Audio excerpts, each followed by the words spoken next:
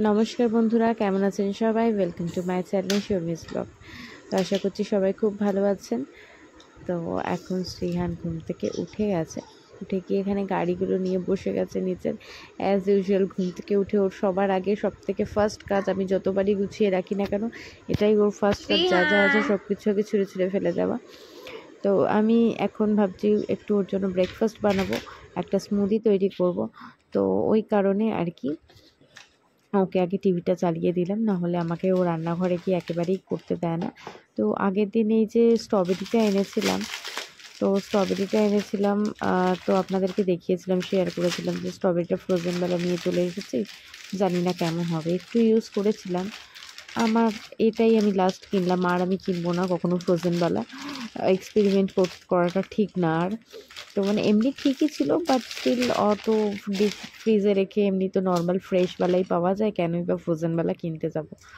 তো এটা এক্সপেরিমেন্ট করার জন্য কিনেছিলাম, বা স্টিল দেখুন কি হাল হয়েছে। এগুলো কিন্তু আর কিছু না, এগুলো হচ্ছে স্ট্রবেরি যে রেখেছিলাম, স্ট্রবেরির যে জলটা বেরিয়ে এইরকম বরফ হয়ে গেছে, যেহেতু ডিপে রেখেছিলাম তার জন্য। তো এটা ভালো করে ধুয়ে নিতে হবে, এর মধ্যে তো বেশ ভালোই ময়লা আছে। তো আর বলতে তো ভুলেই গেছি আপনাদেরকে গুড ইভিনিং, কারণ ব্লগটা মর্নিংয়ের, বাট স্টিল পোস্ট করতে করতে তো ইভিনিং হয়ে যাবে, যেহেতু ভয়েস ওভারটা পরে দিচ্ছি, তাই গুড ইভিনিংটা উইশ করে দিলাম আপনাদের সাথে। তো আপনারা যদি আপনাদের ব্লগগুলো ভালো লাগে তো একটু অতি অবশ্যই সাবস্ক্রাইব করে দেবেন আর লাইক করে দেবেন চ্যানেলটাকে।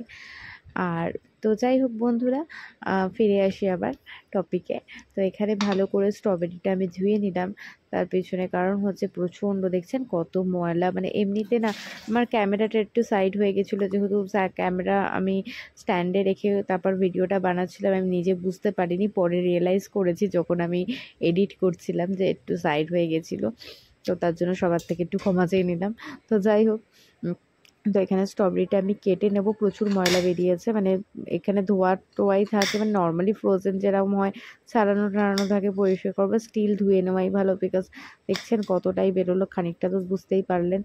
তো হোয়াট এভার, এমনিতে স্ট্রবেরিতে অনেক বেশি নোংরা থেকে থাকে, তো ওইগুলো একটু ভালো করে পরিষ্কার করে কেয়ারফুলি তারপরেই খাওয়া ভালো।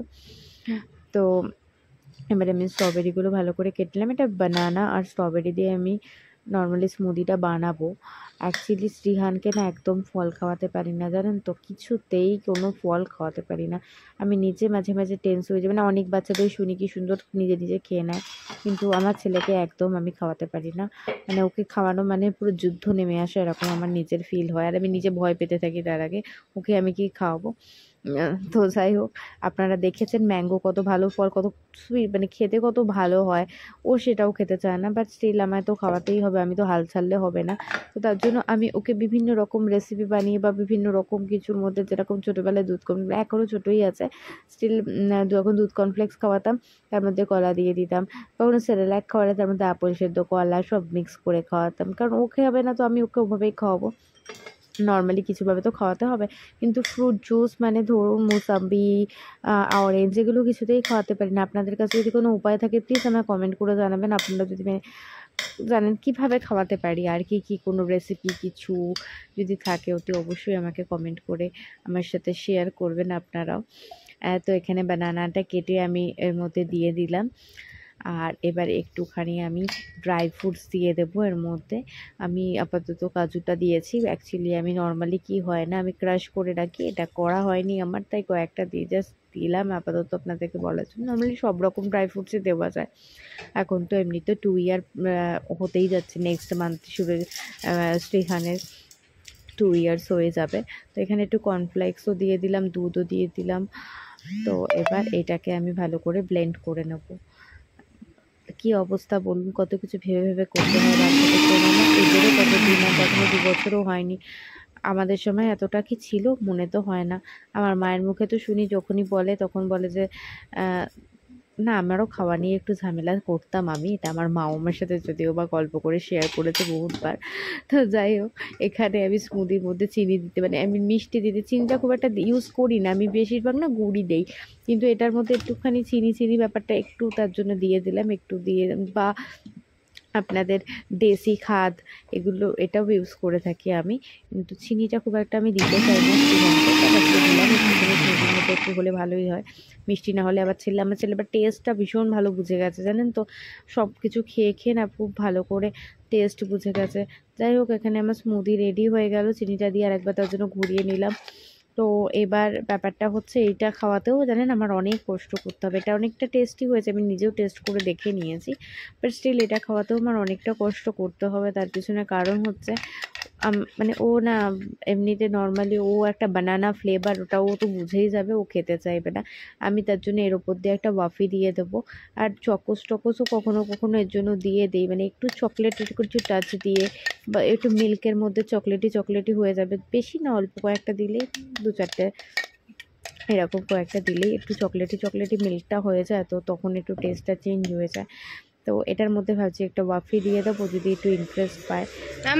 যাই হোক বন্ধুরা, এখন আমাকে যুদ্ধ হয়ে নামতে হবে খাওয়ানোর জন্য, কত সুন্দর করে ডেকোর করে নিজে নিজে খেয়ে নিলাম, আমি খাইয়ে দিলে চুপ করে খেয়ে নিলে কত ভালো লাগে। একদম নর্মালি কি করে জানো, যখন ও আলু ভাজা খেতে ভালোবাসে ভাতের সাথে, তো আলু ভাজলে ভাতের সাথে, বাচ্চারা অনেক বাচ্চারাই আছে ভাত দিয়ে আলু ভাজা দিয়ে খেতে ভালোবাসে, আলু ভাজাগুলো আগে তুলে তুলে খেয়ে নেবে নিজের হাতে হাতে করে, কিন্তু ভাতটা করে কি দুষ্টু হয়েছে 2 বছরও হয়নি, কে বলবে। এখানে উনি সব ছড়িয়ে ছিটিয়ে বসে গেছে, কিছু মনে করবেন না আমার ঘরটাকে এরকম অবস্থায় দেখে, কারণ আমার পক্ষে না পসিবল হয় না। আমার কাজের দিদিটারও সে মাথায় হাত পড়েছে, অর্ধেক দিন বলে যে দিদি এ কী অবস্থা বল করে রাখে না, ওকেই বলে তুই এটা কী করিস বল তো, তুই আমাকে কত খাটাবি। তো যাই হোক, এখানে আমি আবার ব্লগটা কন্টিনিউ করছি, শ্রীহানকে খাইয়ে দাইয়ে যুদ্ধ কমপ্লিট করে, শ্রীহান এখানে রীতিমতো জানেন তো ঠান্ডা পড়ে গেছে, তাই একটুখানি পায়ে মোজাটা পরিয়েই রাখি, মোজাটা বেশ ঠান্ডা থাকে। আর আপনার জামায় জল ফেলে সমস্ত কিছু করে ঘুম থেকে উঠেছে, তারপরে ওকে জলের বোতলে জল খেতে দিয়েছিলাম, ও পুরো জামা কাপড় ভিজিয়ে দিয়েছে। তো যাই হোক, আমি তারপরে সমস্ত কিছু চেঞ্জ করেছি। দেখুন এখানে গাড়িগুলোকে ছুটে ছুটে ফেলে দিচ্ছে, টিভিটাকে অফ করে দিলাম যাতে একটু খেলে, না হলে না একদম খেলতে চায় না। কিন্তু দেখুন এখানে সবার আগে ওর কাজই হচ্ছে সমস্ত কিছু ছুটে ছুটে, যতই গুছাবো ততই ছুঁড়ে ছুঁড়ে ফেলে দেবে সব কিছু, এখানে ফেললো। তারপর আপনাদেরকে আমি একবার পুরো ভালো করে দেখাবো দুষ্টুমিগুলো, একটা দুষ্টুমি ছোটো থেকে অনেক জানেন আমি ভিডিও করে করে রেখে দিয়েছি, এগুলো আপনাদের সাথেও শেয়ার করা, আর এগুলো একটা মেমোরি হয়ে থাকা, যে যেমনি আমরা ডায়েরি লিখি আর কি, তো ডায়েরি লিখেও আমাদের মোটামুটি প্রত্যেক দিনের ইনসিডেন্টগুলো ওই থাকে, এই ব্লগটার মাধ্যমে না এই মেমোরিগুলো থেকে যাবে। যতই হোক, পরে শ্রীহানও বড় হয়ে দেখতে পারবে যে ওর ছোটোবেলায় ও কী কী করতো না করতো, কী বদমাইশি করতো, কীভাবে ছোটোবেলাটা গেছে প্রত্যেকটা মুহূর্তে। দাঁড়ান আপনাদেরকে দেখাচ্ছি যে শ্রীহান কি কি কিনেছে একদিন মেলা থেকে যদিও বা যা হলো মেলায় সেদিন বৃষ্টিতে লাস্টে আসার সময় পুরো জল জমে একাকার কাণ্ড। তার জন্য ভেবেছিলাম কত ভালো ভালো জিনিস হয়েছে, খুব আফসোসই হচ্ছিল, কারণ চকলেট ফাউন্টেন এগুলো কিছু দেখতেই পাইনি আমরা, মানে সবে স্টার্টিং হচ্ছিলো আর ওরম ঝমঝমিয়ে বৃষ্টি নামলো আর পুরো ডুবে যাওয়ার মতন মানে অবস্থা, সমস্ত দোকানপাট লাস্টে দেখলাম আমরা যে বন্ধ হয়ে গেছে। এই যে স্পাইডারম্যানটা হাতে নিয়ে এদিকে করছে, এটা ও মেলা থেকে কিনে এনেছে, মানে ও হ্যাঁ এটা ওই কিনে এনেছে, যদিও বা সেরকম কিছু কিনে দেয়নি, কারণ প্রত্যেক দিন বেরোলেই 2-4টে করে গাড়ি টাড়ি, এই বেলুনটাকে কিনেছে, যেমনি আপনাদেরকে ভিডিওতে তো দেখাচ্ছিলাম যখন দেখছিলাম বেলুনটার সামনে দাঁড়িয়ে ছিল, এই বেলুনটাকে নিয়ে এসেছে, আর এই স্পাইডারম্যানের এই এটাকে নিয়ে এসেছে। কারের তো মানে রোজ বেরোলে 2-4টে করে কার কিনে আনে, কি হবে বলুন, এত গাড়ি, 2 দিন বাদে না এই গাড়িগুলো আর খুঁজে পাওয়া যায় না, সোফার তলায়, বিছানার তলায়, সব তলায় তলায় কোথায় কোথায় যে পড়ে থাকে ভগবানই জানে, আধা তো ভেঙে যায়, এদিকে ওটার পড়ে থাকে, এদিকে দেখুন এটা একটা কাজের জিনিস, এটা একটা ডিজিটাল, মানে আগেকার দিনে হতো না আমরা যে আমাদের জন্য চক স্লেট থাকতো, আমরা লেখা প্র্যাকটিস, মানে এটা আমিই কিনে দিয়েছি, এটা তো আর ও বোঝে না এটা কি জিনিস হয়, ওর তো শুধু ইন্টারেস্ট গাড়ির ওপর, বাট আমি ভাবলাম না গাড়ি এত গাড়ি কি হবে, অন্য কিছু কিনতে বলি সবসময়। তো যাই হোক, এখানে এই পেনটা দিয়ে, মানে এটা একটা আপনার ডিজিটাল বলতে ব্যাটারি সিস্টেম, মানে ওটা খারাপ হবে না, ইয়েটা ভালো আছে আপনার ডিসপ্লেটা, মানে এটা নষ্ট হবে না কখনো, টাফ আছে, ওটা দিয়ে আপনার ব্যাটারি ভরলে এটা ওখানে একটা সুইচ আছে, এটা অফ করলে করলে এই যে এটা মোছা হয়ে যাবে, আবার এদিকে তো আপনার করতে পারবে। এইটা নিয়ে সারাদিন এই যে চলছে, এটাতেও অনেক ইন্টারেস্ট পেয়েছে। ভাবছিলাম কি করবে না করবে, না বেশ ভালোই ইন্টারেস্ট পেয়েছে ছেলে। তো যাই হোক বন্ধুরা, কেমন লাগছে আপনাদের অতি অবশ্যই কমেন্ট করে জানাবেন। শ্রীহানের প্রত্যেকটা বদমাইশি সমস্ত কিছু যে আপনাদের সাথে শেয়ার করছি। তো এই মেলা থেকে 3টে জিনিসই কেনা হয়েছে, বাকি আর কি ঘুরে ঘুরে দেখতে দেখতেই বৃষ্টিটা নেমে গেল। এদিকে আমার না আপনাদের কাছে একটা কোয়েশ্চেন ছিল। এখানে আমি ইউটিউবে দেখছিলাম, অনেকেই মানে ভিডিও করেছিল, দেখছিলাম যে তুলসী গাছের নাকি মঞ্জুরি বেশি বড় হয়ে গেলে তুলসী গাছ নাকি বাঁচে না। আমার এদিকে জানেন রোদের জন্য অনেক কষ্টে এই রেলিংয়ে রোদ না পাওয়াতে এই রেলিংয়ে তুলসী গাছটা রেখেছি বলে তাও অনেক কষ্টে বেঁচেছে।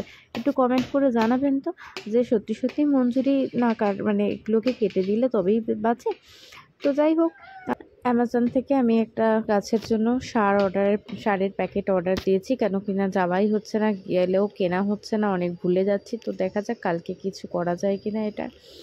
তো যাই হোক বন্ধুরা, আজকে ওয়েদার বেশ ভালো আছে। আজকের ব্লগটা এখানেই এন্ড করবো। সবাই খুব খুব ভালো থাকবেন। ততক্ষণের জন্য নেক্সট ব্লগ নিয়ে আপনাদের সাথে খুব জলদি দেখা হচ্ছে। বাই বাই, বাই বাই সবাইকে বন্ধুরা।